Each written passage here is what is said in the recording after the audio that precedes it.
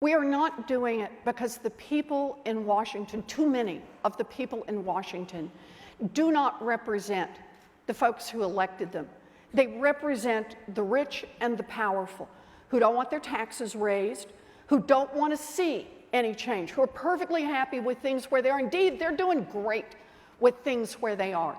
And they stay in the ear of enough of the folks in Washington that it has made it almost impossible to get any kind of change. The only way we get change is when enough people in this country say, I'm mad as hell and I'm fed up and I'm not going to do this anymore.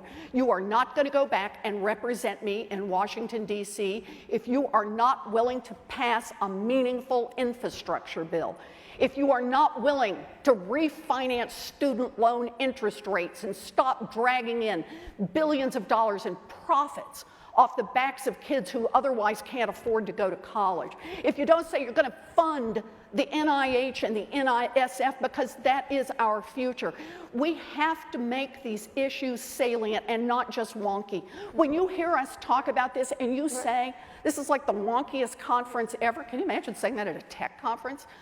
When you say this is the wonkiest conference we've ever had, no.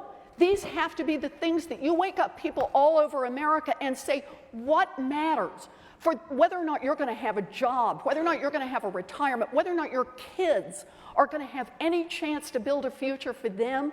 It's got to be about these core issues, and we got to talk about them enough until there's some real change in this country. That's all I know to do.